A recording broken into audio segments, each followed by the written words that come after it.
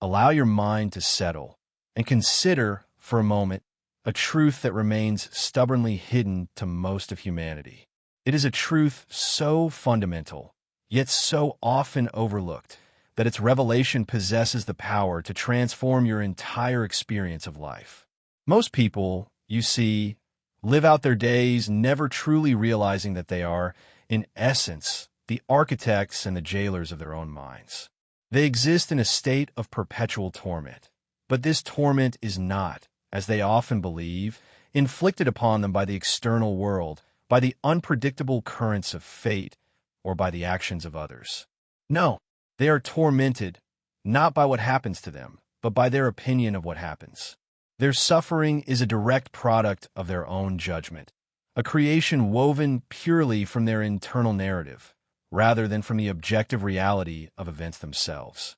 This distinction, once grasped, is nothing short of revolutionary. Think deeply about its implications. The world outside, with all its myriad complexities, its incessant demands, its occasional setbacks and profound challenges, cannot, in its raw, unfiltered essence, truly hurt you. It simply is. It presents facts, situations, and circumstances. It performs its indifferent dance.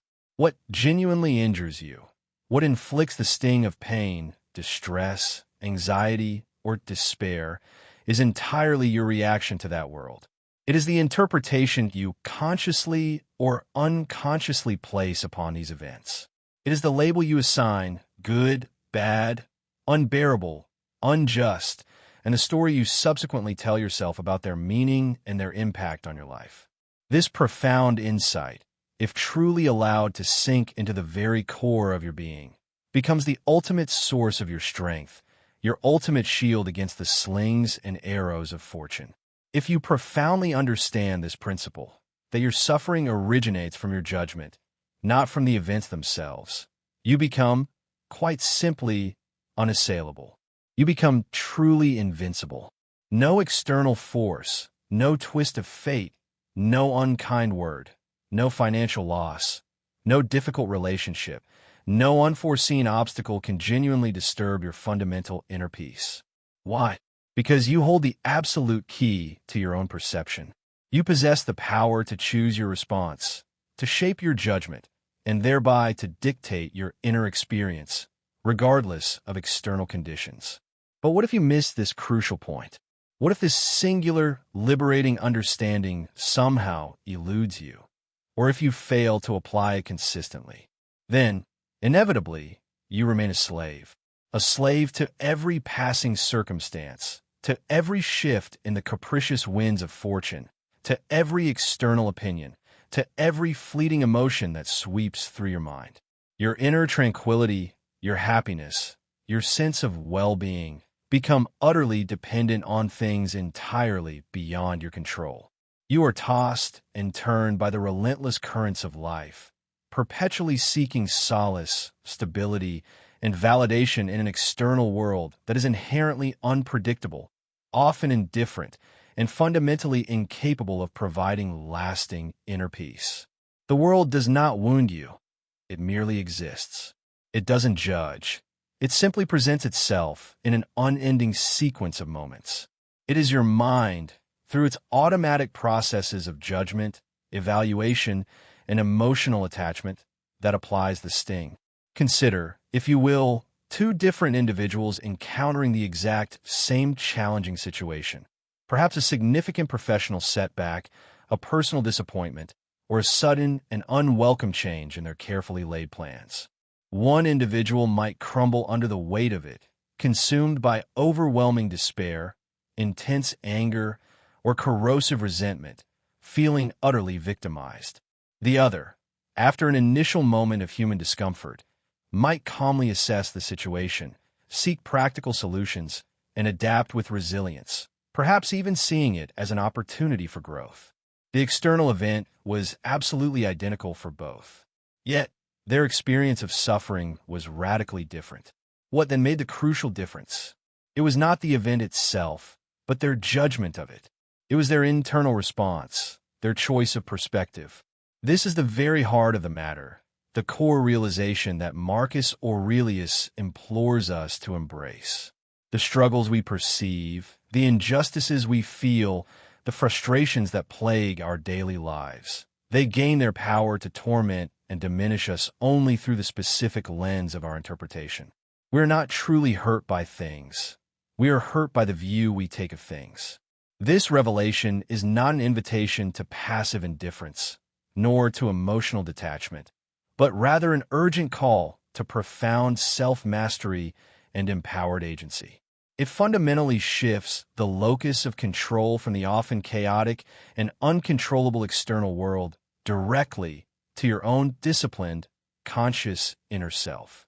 To truly grasp this truth is to begin the process of reclaiming your inherent dominion over your own mind. It is to take the first monumental step out of the self-imposed prison, that very cage of your own making, a prison constructed brick by brick with layers of unexamined judgments, unacknowledged fears, and an often unconscious attachment to specific outcomes.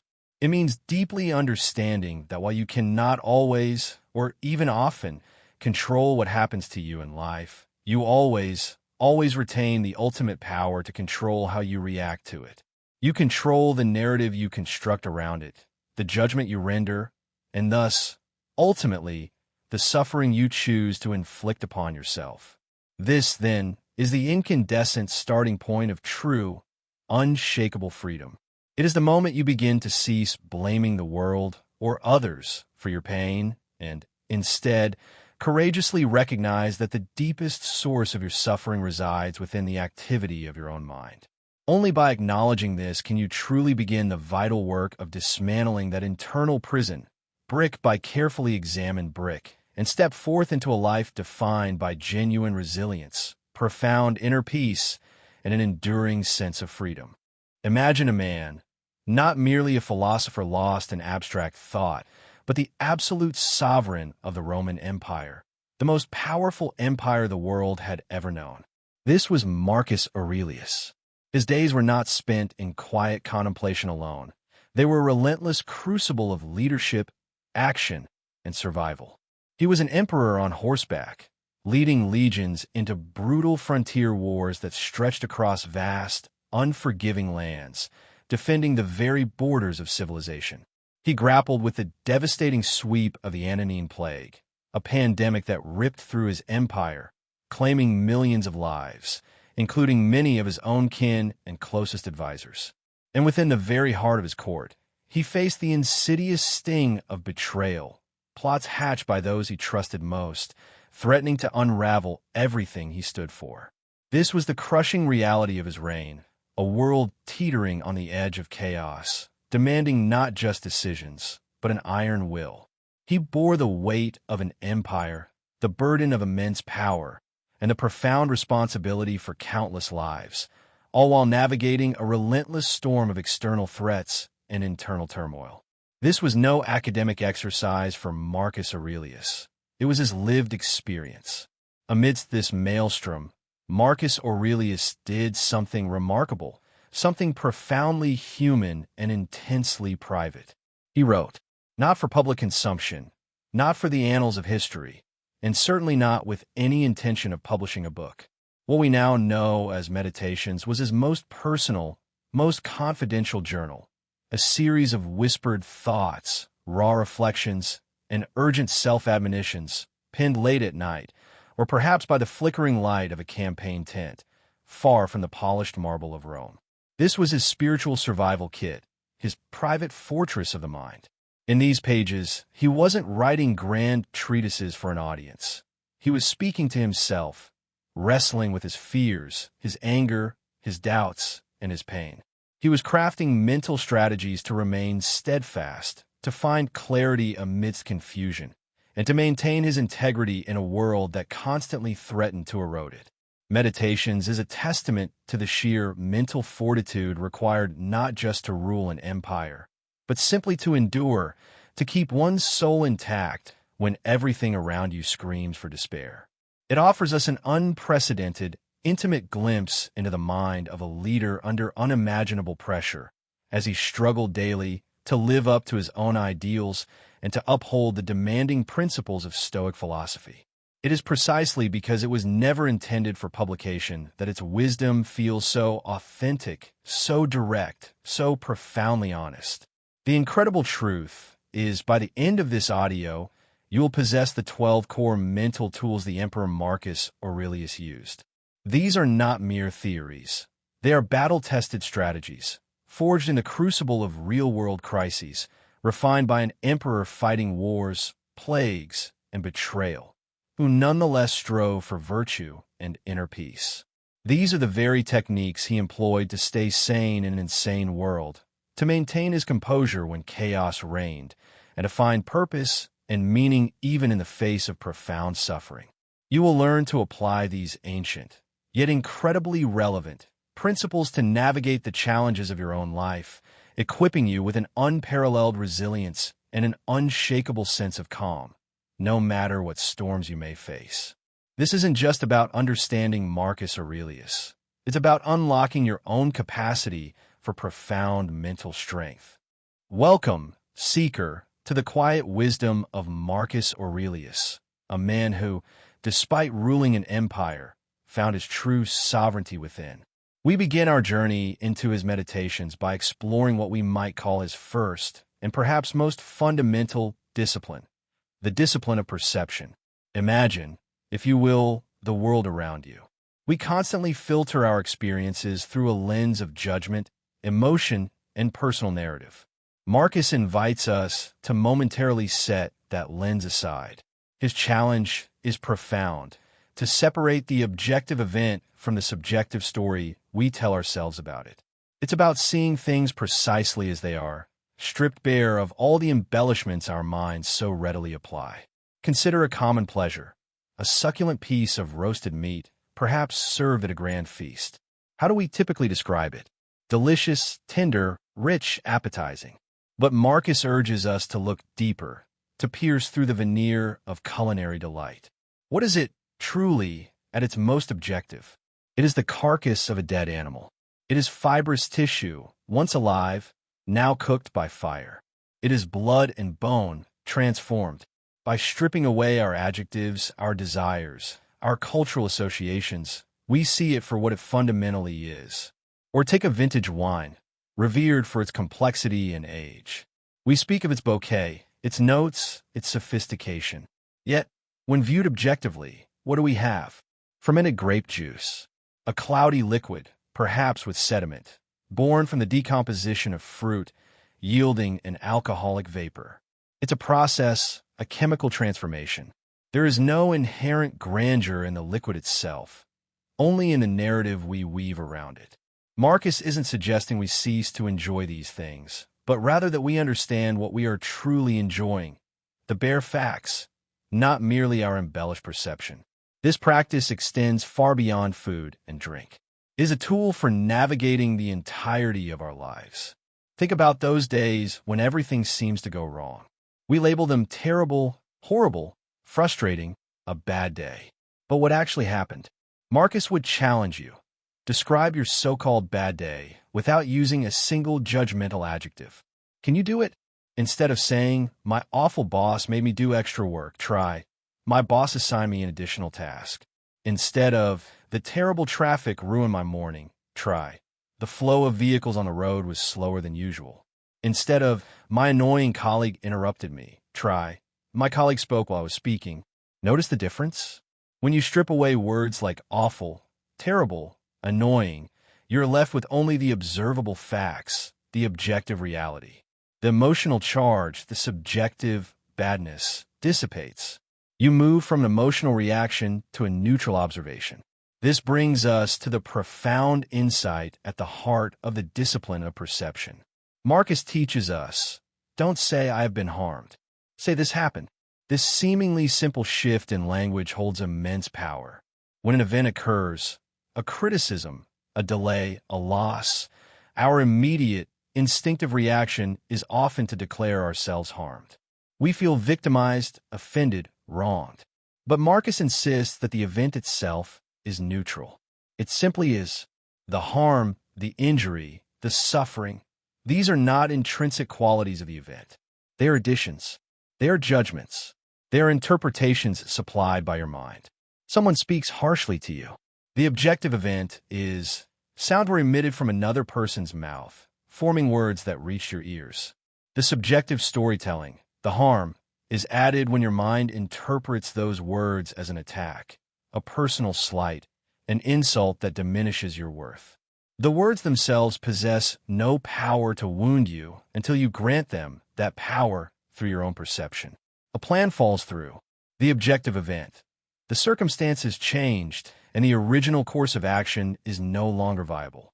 The subjective storytelling, the harm, is added when you lament the ruined plan, when you cling to what should have been, when you allow frustration and disappointment to define the situation. This discipline isn't about denying your feelings. It's about understanding their origin. It's about recognizing that much of our suffering doesn't come from the world out there, but from the stories we construct in here. By consistently practicing this objective representation, by challenging our habitual adjectives and interpretations, we begin to disentangle ourselves from the emotional turbulence caused by our own subjective narratives. We reclaim our inner peace by refusing to allow external events to dictate our internal state, recognizing that we are the architects of our own perception of harm. This is the bedrock upon which all other Stoic wisdom stands. Welcome back as we delve deeper into the profound insights of Emperor Marcus Aurelius's meditations. Today, we explore a powerful concept that stands as a cornerstone of his philosophy, Idea 2, which we call the inner citadel. This idea centers on a singular, transformative goal, creating an unbreachable sanctuary within the confines of your own mind. Imagine, if you will, your mind not as a fragile entity susceptible to every external gust, but as an impregnable fortress, a true citadel built not of stone and mortar, but of consciousness, reason, and an unwavering spirit. This is your personal stronghold, rising majestic and secure, its walls crafted from your principles, its gates guarded by your intention. No clamor from the outside world, no external enemy, no rumor, no insult, no misfortune has the power to breach its defenses. For within these walls, you are absolutely sovereign. How often do we yearn for an escape, seeking peace in distant places? Perhaps we dream of traveling to a tranquil beach, hoping the rhythmic crash of waves will wash away our anxieties. Or we imagine a serene mountain retreat, believing that solitude amidst nature will calm our agitated spirits. We invest time, energy, and resources in chasing these external havens. Yet, Marcus Aurelius poses a challenging question, one that cuts to the very core of our pursuit of tranquility. Why embark on such a journey? Why travel to a distant shore for peace, when you can retreat into the sanctuary of your own soul instantly? This inner refuge is not just accessible, it is always at your command. It requires no travel, no reservation, no special conditions, only a conscious turning inward. This isn't merely a poetic metaphor. It's a profound, practical exercise for living. In the midst of life's relentless chaos, when the world outside feels overwhelming, when demands mount and noise assails you, you possess the innate capacity for mental withdrawal. This means finding stillness not by changing your environment, but by consciously shifting your focus inward. It's the act of stepping back from the immediate clamor, of closing the inner doors to external disturbances, and retreating to that quiet, unshakable center within you.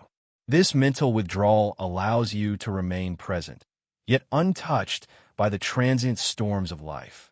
You observe the events, the emotions, the opinions of others, but you do not allow them to penetrate the core of your being.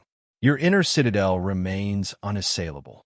It is a place where clarity prevails, where wisdom resides, and where your true self can find peace, regardless of what unfolds around you. Ultimately, Marcus teaches us that true serenity isn't found in external circumstances or geographical locations, but in the unwavering strength of our inner world. By cultivating this unbreachable sanctuary, we secure a profound and constant source of peace, available to us at any moment, in any situation. In this segment, we delve into one of the most profound and perhaps challenging ideas from Marcus Aurelius. The obstacle is the way. It's a concept that asks us to fundamentally rethink how we perceive the challenges and setbacks that inevitably arise in our lives. Instead of seeing them as barriers, Marcus encourages us to view them as the very path forward, as opportunities in disguise. At its heart, this idea is about alchemy, the transmutation of hindrance into fuel for action. It's a call to observe the friction, the difficulty, the unexpected blockage, not as a sign to stop, but as a signal to adapt, to innovate, and to grow. Imagine, if you will, the very thing that stands in your path being repurposed, refined, and ultimately becoming the energy that propels you further on your journey. Marcus Aurelius offers a striking analogy that brings this concept to life. Think of a small, fragile fire. A sudden gust of wind, a formidable obstacle, will easily extinguish it, leaving only smoke and cold ash. But now, picture a large, roaring blaze, a bonfire, a forest fire even. That same wind, that same force that would annihilate the small flame, does not diminish the large one. No, instead it feeds it. It whips the flames higher, making them burn brighter, hotter, more intensely. The wind, the obstacle, becomes the very element that strengthens and expands the fire. Our spirit, our resolve, Marcus suggests, can be like that large fire, nourished by adversity. This perspective demands a radical shift in our inner dialogue. We often find ourselves wishing for an easy life, don't we? A path free of resistance, where everything flows effortlessly. Yet, Marcus subtly, powerfully redirects this wish. He doesn't tell us to stop wishing for anything. Instead, he urges us to shift the object of our desire.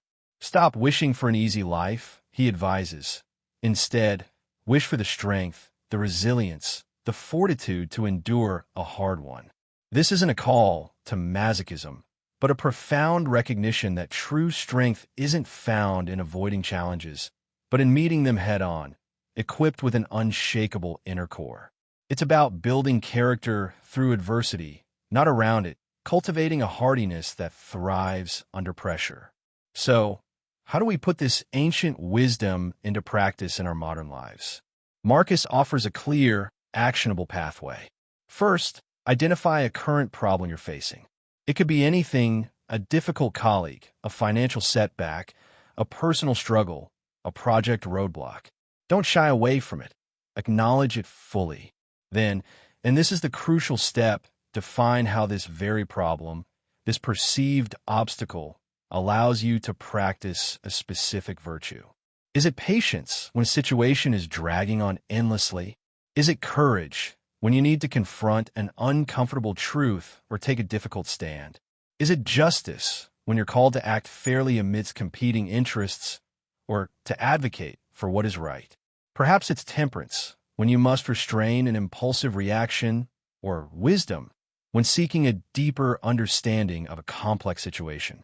Every single one of these virtues, patience, courage, justice, wisdom, temperance, humility, they're not abstract ideals to be admired from afar. They are muscles to be exercised, and the obstacles in our lives are the perfect resistance training. Each challenge isn't just something to overcome. It's an opportunity to embody a higher principle, to hone a facet of your character. By consciously framing your difficulties this way, you transform passive suffering into active development. You no longer simply react to problems. You use them, turning every setback into a stepping stone for self-mastery. This is the profound genius of Marcus Aurelius's "The obstacle is the way." It grants us not merely a coping mechanism, but a powerful operating system for life. It teaches us that the path to a truly fulfilling and virtuous existence is not one cleared of all debris, but one where every stone, every branch, every unexpected turn becomes a stepping stone, a lesson, a chance to burn brighter. It is about actively seeking the hidden gifts within every hardship and allowing them to forge you into the person you aspire to be. As we journey further into the profound wisdom of Marcus Aurelius, our exploration today brings us to a concept that, while initially perhaps unsettling, holds immense power for clarity and purpose. Memento mori. Remember, you will die. This isn't merely a morbid declaration or a call to despair. On the contrary, for the Stoics, and indeed for Marcus Aurelius himself, memento mori is an indispensable tool, a vital lens through which we can sharpen our focus, reevaluate our priorities, and cultivate a deep, unwavering presence in every single moment of our lives. It's about leveraging the undeniable reality of our finite existence, not as a source of paralyzing fear, but as a profound catalyst for living more fully, more intentionally, and ultimately, more virtuously. This constant, gentle reminder of our mortality serves to clarify what truly matters, cutting through the noise and distractions of daily life. Consider, for a moment, how this perspective shifts everything. Marcus Aurelius, with his characteristic directness, offered this powerful imperative. You could leave life right now. Let that determine what you do and say and think. Pause with that thought. Allow its weight to settle within you. Imagine that this very moment is not just another passing instant, but potentially the very threshold of your departure from this world. How does that reshape your perspective? Would you be truly satisfied with the thoughts currently occupying your mind? Are the words you are about to speak, or those you have left unspoken, truly aligned with your deepest integrity? Are the actions you are currently undertaking, or those you are neglecting, reflective of how you wish your final moments to be spent?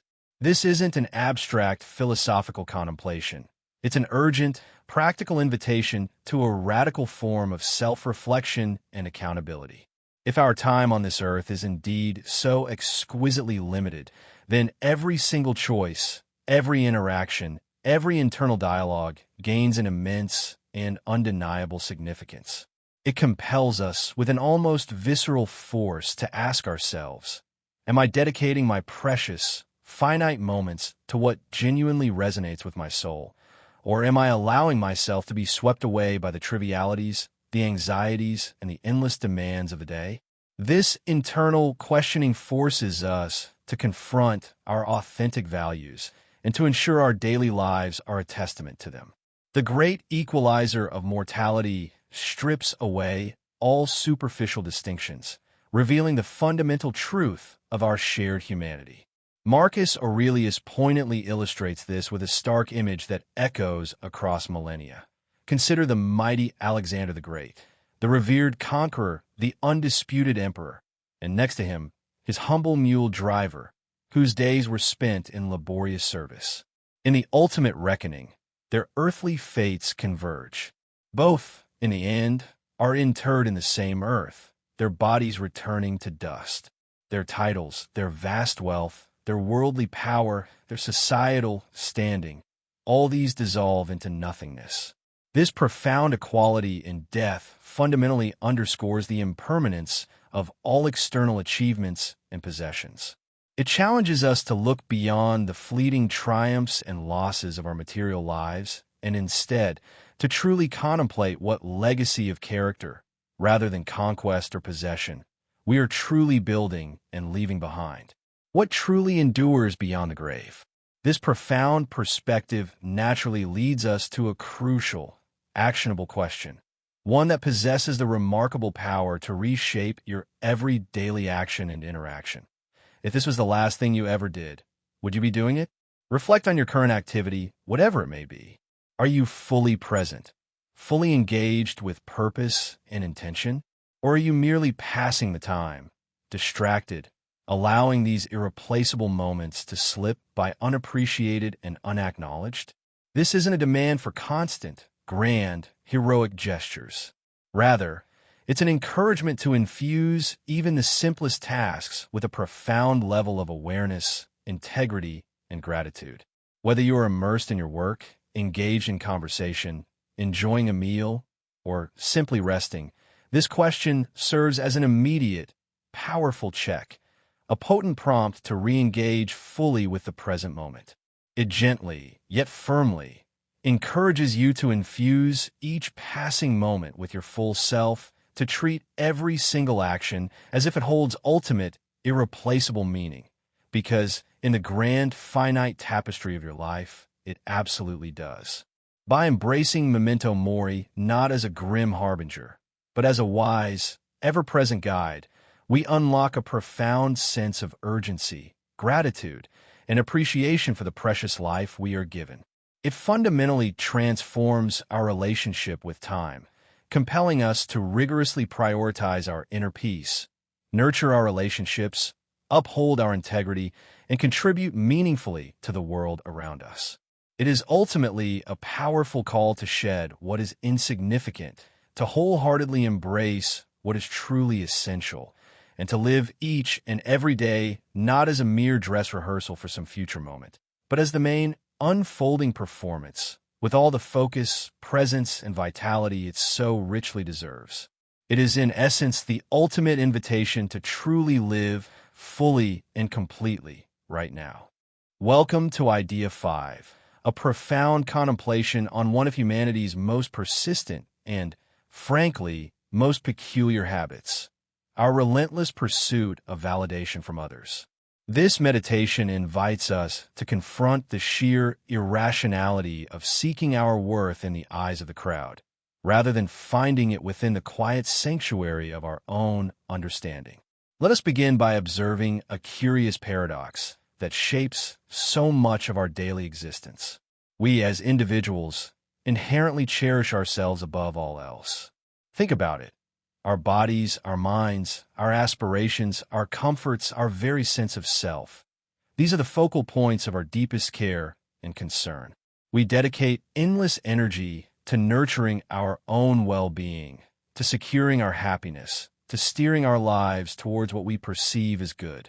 This profound self-love, this innate drive for self-preservation and fulfillment, is a fundamental aspect of human nature. And yet, despite this undeniable devotion to ourselves, how often do we surrender our inner peace and our sense of direction to the fleeting judgments and capricious whims of others? How readily do we allow a casual remark, an unthinking criticism, or a momentary wave of applause to dictate our mood, to alter our course, or to diminish our self-esteem? We paradoxically grant the opinions of strangers, or even acquaintances, a power over us that far outweighs our own considered judgment, our own deeply held values, and our own calm, rational assessment of who we are and what we stand for. It's a profound irony, isn't it? A deep and puzzling contradiction at the heart of the human experience. We love ourselves most, yet we prioritize the opinions of those we love least. But let us delve even deeper into this peculiar inclination. Let us scrutinize the very sources of these opinions we so earnestly crave or fear. Who are these individuals whose judgments hold such sway over our inner world? Take a moment, truly, to look beyond their outward appearance, their social roles, or their temporary influence. Endeavor to glimpse into their souls, their innermost beings. What do you find there? You will discover, if you observe them with a clear and unbiased mind, that they are often mired in their own confusion, often swayed by ignorance, frequently prone to error, and wrestling with their own imperfections, precisely as we ourselves are. Their understanding of the world, of themselves, and certainly of you, is inevitably colored by their personal biases, their individual struggles, their limited perspectives, and their own often unexamined assumptions. Their minds are agitated by the same passions that stir within our own hearts: ambition, fear, envy, resentment, short-sightedness, and the ceaseless clamor of desire. They're swayed by impulses, by fleeting impressions, by the very same human frailties that we ourselves contend with daily. Given this reality, how can we possibly place such immense, defining importance on the judgments emanating from such inherently fallible sources? How can we allow the applause or the condemnation of those who are themselves navigating a labyrinth of confusion and imperfection to define our intrinsic worth, to chart our course? or to disturb our inner tranquility. The very notion, upon closer inspection, reveals itself as utterly absurd. To build your sense of self, your happiness, or your purposeful direction upon the shifting sands of others' perceptions is akin to constructing a magnificent edifice on a foundation of mist, destined to dissipate with the slightest change in the wind. Ultimately, then, what is this elusive concept of fame? What is this widespread adoration or recognition that so many individuals dedicate their lives to acquiring? It is, when viewed through the lens of clear reason, nothing more than the ephemeral clapping of hands by madmen. It is the fleeting approval of those whose own judgment is often compromised, whose own lives are frequently entangled in disarray, and whose understanding is often superficial. To seek it, to depend upon it for your identity or your contentment, is to willfully grant immense power to the very people least equipped to wield it wisely, to the very voices least capable of offering true, unbiased insight. Therefore, let us cultivate a profound and unwavering indifference to the ebb and flow of external praise and blame. Let us resolve to ignore the clamor of the crowd, the insidious whispers of critics, and even the intoxicating shouts of admirers. Their voices are but transient echoes in a vast, empty hall, powerless to touch the core of your being unless you grant them permission. Instead, let us redirect our precious attention inward. Let us focus entirely on living in harmony with our own true nature, with the unshakable principles of reason, and with the unwavering pursuit of virtue. Let us find our enduring validation not in the fickle approval of others, but in the steadfast integrity of our own character, in the purity of our intentions, and in the quiet, indomitable strength of a mind aligned with truth. This, and only this, is the applause that truly matters, the only judgment that holds eternal weight, the calm, unwavering, and enlightened approval of your own authentic self. Let us engage in a powerful mental exercise, a profound journey upward, which Marcus Aurelius himself found to be an invaluable tool for regaining perspective and calming the troubled mind. It is an invitation to truly see things from what he called the view from above. To begin, I invite you to settle comfortably, allowing your awareness to gently focus inward. Now, imagine yourself, your very being, detaching. See your own body, lying or sitting wherever you are, a small, intricate collection of matter and energy. Observe it for a moment, objectively, as if you were looking upon a familiar, yet separate, vessel. Notice its form, its stillness, or its subtle movements. And now, slowly, gracefully begin to rise. Feel yourself lift, as if carried by an unseen current, moving steadily upward. The walls of your room, the roof of your dwelling, recede beneath you. Look down. See your home, nestled within its surroundings, becoming a small, distinct shape in the sprawling pattern of your neighborhood. The streets, the trees, the other buildings, they all form a complex, interconnected tapestry. Continue your ascent. As you climb higher, your entire city comes into view.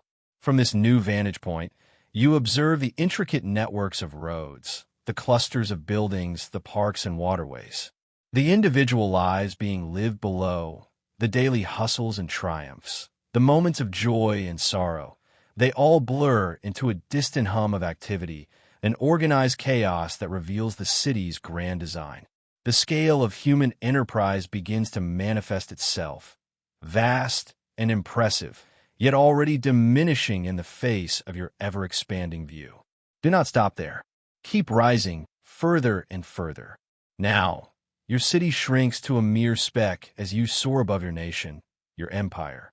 Imagine the vast territories, the sweeping landscapes, the majestic mountains, and the endless coastlines that define this immense domain. You perceive the incredible distances, the diverse populations, the myriad cultures existing within these boundaries. The struggles, the politics, the grand ambitions that drive such a massive structure, all are now encapsulated within a single, coherent vision, intricate yet surprisingly unified when seen from such a great height. Yet, there is still further to go. Ascend once more beyond the clouds, past the atmosphere, until the entire Earth reveals itself to you. Behold our magnificent planet, a vibrant blue marble swirled with white clouds, dotted with greens and browns, floating in the boundless dark expanse of space. See the continents, the vast oceans, the delicate ecosystems. From this cosmic distance, the distinct borders between nations, which human beings fight over with such fierce conviction, are utterly invisible. They are nothing but abstract lines drawn on maps, meaningful only to those constrained by an earthly perspective. And finally, continue your journey outward, leaving Earth behind until it, too, becomes a distant, shimmering star amongst billions. You are now suspended in the infinite, silent canvas of the cosmos, surrounded by galaxies and nebulae, a witness to the profound emptiness and the unimaginable scale of the universe. From this truly elevated perspective, look back down, if you can still discern it, at that tiny, radiant speck we call Earth. Consider the struggles that consume humanity below. The armies clashing over perceived boundaries, the furious debates over resources, the individual anxieties that plague each soul. From this unimaginable height, how do they appear? Do they not seem like colonies of ants, scurrying and squabbling over a single, insignificant crumb on a table that stretches to infinity?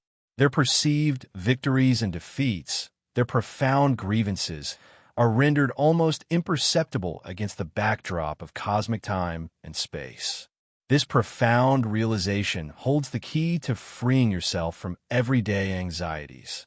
Our problems, our worries, the burdens that weigh so heavily on our spirits, they often feel immense, overwhelming, and insurmountable precisely because we are looking at them from too close. We are trapped in the immediate, scrutinizing every detail, every flaw, until it looms monstrously before us. It's like holding a tiny pebble inches from your eye. It can block out the entire magnificent vista before you. But step back. Engage in this deliberate act of mental expansion. Zoom out. Allow this cosmic perspective to envelop you. And suddenly, what seemed like an unbreachable mountain shrinks into a mere hillock. The tidal wave of stress recedes into a ripple. Your seemingly massive problems diminish, often to an almost invisible point, revealing their true scale within the grand, indifferent, yet ultimately harmonious order of the universe. This view from above offers not detachment, but a liberating sense of proportion, allowing us to face our challenges with a calmer, more resilient spirit. Here, Marcus Aurelius introduces us to one of the most liberating and profound concepts in Stoic philosophy, amor fati, which translates beautifully to love your fate. It's more than mere acceptance. It's an enthusiastic embrace of everything that happens. Think about that for a moment. Most of us strive to tolerate life's hardships, to endure setbacks, or simply to get through difficulties. But Marcus challenges us to go far beyond that. He asks us not just to bear what comes our way, but to truly love it, to welcome it, to see it as an essential ingredient in the rich tapestry of our existence. This isn't about passive resignation. It's about an active, almost joyful affirmation of life in its entirety, the good, the bad, and everything in between. It's about finding freedom not by changing external circumstances, but by transforming our internal relationship to them. This profound shift in perspective grants us an inner peace that external events can rarely disturb. To help us grasp this radical idea more deeply, Marcus offers a powerful and deeply human metaphor. Imagine nature itself as a wise and benevolent physician. When you fall ill, a doctor prescribes medicine. Sometimes that medicine might be bitter to the taste, or it might cause temporary discomfort, perhaps even pain. Yet with a deep trust, we take it, believing it's designed to cure us, to restore our health, to bring us back into balance, ultimately making us stronger. In the very same way, Marcus suggests, nature prescribes circumstances to us, be it an illness of the body, a significant setback in our plans, a profound loss, or an unexpected, difficult challenge. These are not arbitrary afflictions or cosmic punishments. Rather, they're precisely what we need for our spiritual and philosophical well-being. Think of them as the precise remedies for our character, the vital exercises for our resilience, the undeniable lessons for our growth. Just as the physical body needs certain interventions to heal and grow robust, our souls, our minds, our very understanding of the world often require these prescribed misfortunes to become more seasoned, more virtuous, and profoundly wiser. To resist these prescriptions, then, is akin to stubbornly refusing a life-saving medicine simply because it tastes unpleasant or demands effort. Amor Fati encourages us to place our trust in this deeper, cosmic wisdom, to accept the bitter with the sweet, knowing that all is ultimately working towards our highest good and the greater good of the whole. This brings us seamlessly to another cornerstone of Amor Fati, the profound reframing of events within the grand cosmic order. Whatever happens in your life, Marcus teaches, is not merely an accident or a random occurrence. Instead, it is exactly what should have happened. This isn't a passive, fatalistic surrender to destiny, but rather an active, profound recognition of the universe's intricate design and inherent, perfect logic. Every event, every twist and turn, every perceived blessing, and every seeming misfortune fits perfectly and indispensably into the vast, interconnected machinery of existence. Consider the universe not as a chaotic sprawl, but as a magnificent, perfectly calibrated clock. Every gear, every spring, every intricate cog, every tiny movement within that clock is absolutely essential for it to function precisely as it should. If even one gear were to be slightly different or removed entirely, the entire complex mechanism would falter or cease to operate. In this very same way, our individual lives, with all their myriad complexities, joys, and challenges, are not separate entities. They are integral, indispensable parts of this universal system. The specific events that unfold for us are not random deviations from an ideal path. They are, in fact, the precise gears and movements required for the universe to operate in its fullest, most harmonious, and most purposeful capacity. Therefore, when something happens, especially something challenging, rather than lamenting it or wishing vehemently that it were otherwise, we can cultivate an understanding that this particular event, at this particular moment, is precisely what was required for the universe to proceed as it must. It is an undeniable part of the unfolding logic, the inevitable consequence of prior causes, and the necessary condition for future effects. To rage against it, then, is to rage against the very fabric of reality itself, a fundamentally futile and profoundly exhausting endeavor. Embracing Amor Fati means accepting this cosmic dance not with resignation, but with deep reverence. It means seeing ourselves not as isolated individuals to whom things simply happen, but as intrinsic, vital components of a vast, intelligent design where every experience serves an ultimate purpose, whether immediately apparent to our limited understanding or not. It's about consciously letting go of the incessant need to control what simply cannot be controlled, and instead finding profound peace and immense strength in aligning ourselves wholeheartedly with the natural, undeniable flow of existence. This radical acceptance, this enthusiastic love of what is ultimately grants us profound liberation. It frees us from the endless, self-imposed suffering of wishing for things to be different, from the deep anguish caused by resisting the very reality we inhabit. It empowers us to meet every moment with equanimity, inner strength, and even a profound sense of wonder at life's unfolding. By loving our fate, truly and wholeheartedly, we become powerful co-creators of our inner world, capable of transforming any external circumstance, no matter how daunting, into an unparalleled opportunity for growth, for virtue, and for a deeper, richer appreciation of life itself. Imagine this all too familiar scene. The first tentative light of dawn is just beginning to paint the edges of your curtains, but your room remains steeped in the comforting, intimate dimness of night.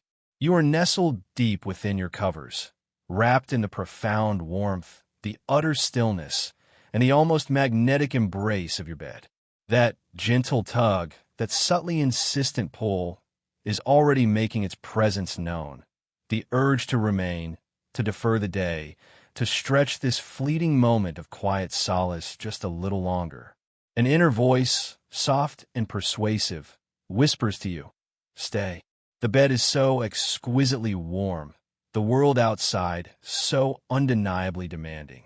What urgency could possibly compel you to abandon this peaceful sanctuary, this personal haven? You can feel the deep comfort, the soft weight of your blankets, and the very thought of breaking free, of stepping onto the cool, unyielding floor, seems like an unwelcome, almost aggressive intrusion. Procrastination, a master of subtle arguments, begins to weave its tempting spell, offering 1,000 reasons to simply linger. This is the initial battlefield, fought not with swords, but within the quiet confines of your own consciousness. You cling to slumber's gentle tether, the duvet a comforting fortress against the perceived rigors of the coming day. But then another voice, one far older, far more resonant, begins to stir from within. It challenges that fleeting comfort, that soft persuasion, with an unwavering clarity. It reminds you, my friend, of a fundamental, undeniable truth that transcends mere convenience. You are not made for this. You are not fashioned to merely huddle beneath the comforting weight of your blankets, cocooned in temporary ease, detached from the vibrant current of life. No, you were brought into existence for something far greater, something intrinsically noble and profoundly human. To do the work, to contribute meaningfully, to engage actively with the world, and most importantly, to fulfill the unique duties of a rational social being. Think for a moment about your very nature, about the remarkable faculties you possess. You are endowed with reason, with a unique capacity for understanding, for deliberate action, for profound connection. Your true purpose is not found in inert comfort, but in active, conscious participation. It lies in the disciplined application of your inherent faculties, in serving your fellow human beings, in striving for excellence in all your endeavors, in pursuing justice with unwavering resolve, and in seeking wisdom through continuous learning. This is the noble work appointed to you, a profound testament to your very existence and a unique gift of your humanity. Now, lift your gaze not just to your immediate desires, but to the broader tapestry of life around you. Observe the relentless, tireless rhythms of creation that unfold with each new dawn. Consider the smallest creatures, those often overlooked, yet embodying an unparalleled steadfastness in their purpose. The bees, with their incessant, diligent hum, laboring tirelessly from flower to flower, gathering nectar, meticulously building their intricate comb, contributing indispensable life to the hive without question, without pause, without a single moment of internal debate. The ants scurrying across the ground, carrying burdens many times their own size, meticulously constructing their complex colonies, each tiny individual performing their part with a singular, unwavering focus, without hesitation or complaint. They do not argue with the dawn. They do not yearn for prolonged slumber. They simply do. They rise and fulfill their biological imperative with an instinctual resolve that is both humbling and inspiring. They were made for a specific function, and they embrace it with an uncompromising dedication. And so, my friend, the profound question must be posed, not as a judgment, but as a deep inquiry into your own spirit. If even these humble creatures, guided by pure instinct, dutifully perform their appointed tasks, why then, do you, a being gifted with the unparalleled powers of reason and free will, sometimes resist the clear call to your own, higher purpose? Why do you hesitate when your duty beckons? Why do you, uniquely capable of conscious choice and moral action, refuse to play your essential part in the grand scheme of things, to contribute your unique light to the world. This is not a condemnation, but a gentle, yet profoundly firm, reminder. It is a powerful call to align yourself not with fleeting comfort, but with your deepest, most authentic nature, with the very essence of what it means to be human. The work awaits. The world needs your effort, your unique contribution, your considered action. So rise. Cast off the temporary enchantment of comfort, that seductive inertia.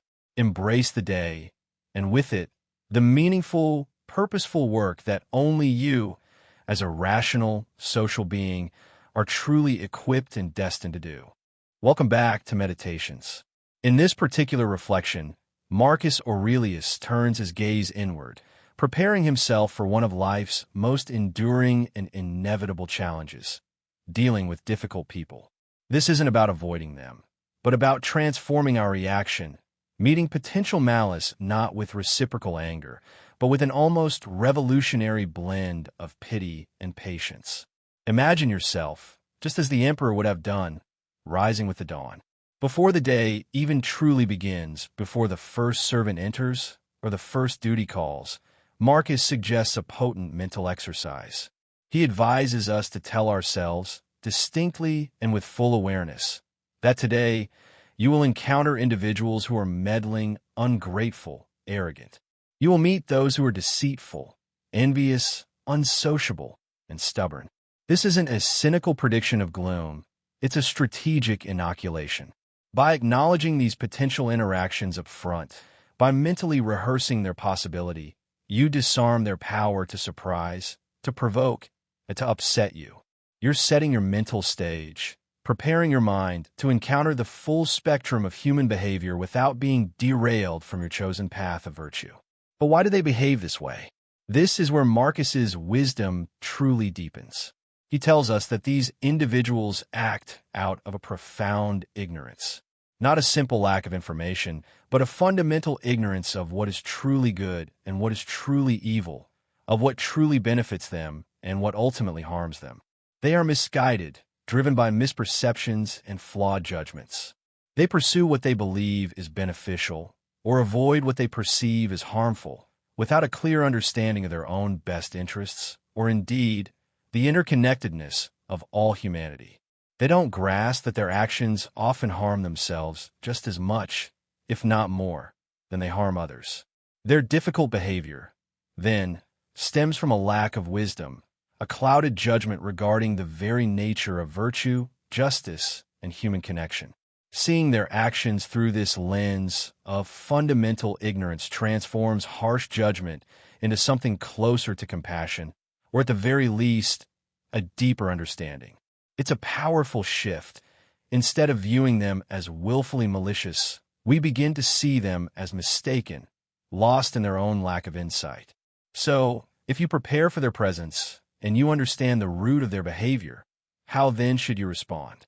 Marcus offers a profound and counterintuitive strategy for engagement. He asserts that the best revenge, the most effective defense, the ultimate victory, is simply not to be like them, is to refuse to descend to their level, to resist mirroring their negativity. If they are meddling, you remain focused on your duties. If they are ungrateful, you remain generous and unaffected. If they are arrogant, you remain humble and composed. By consciously choosing not to embody their negative traits, you preserve your own integrity, your own inner peace, and your own character. You deny them the power to dictate your emotional state or to corrupt your virtuous conduct. This isn't about weakness. It's about a superior strength, a disciplined self-mastery that allows you to stand firm in your own principles, untainted by the negativity around you. It's about demonstrating, through your own unwavering conduct, a better way, a more enlightened path. This powerful idea, then, is a cornerstone of Stoic practice and a profound guide for daily living. It asks us to begin each day with a clear-eyed awareness of human imperfection. It urges us to cultivate empathy, understanding that difficult behavior often springs from a deeper ignorance of true good and evil.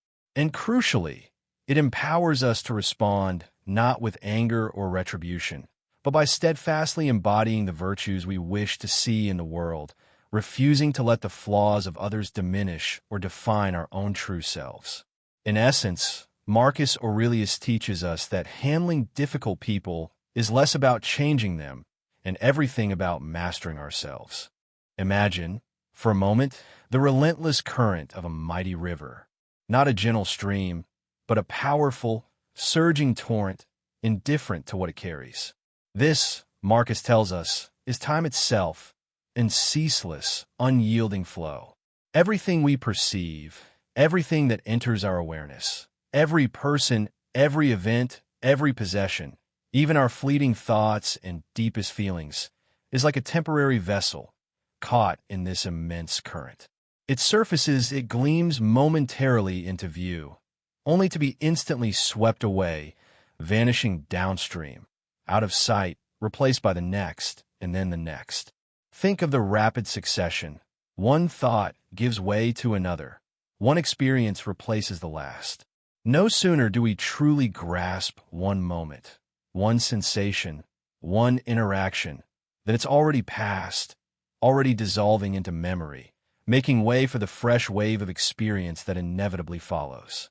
This isn't a calm, predictable flow. It's a violent river, Marcus suggests, ceaselessly moving, ceaselessly transforming everything in its path. Its very nature is to bring things forth and then carry them on. This constant flux, this endless parade of arrivals and departures, of beginnings and endings, might at first seem unsettling, even chaotic. It can stir a deep-seated fear within us, a fear of loss, a fear of the unknown.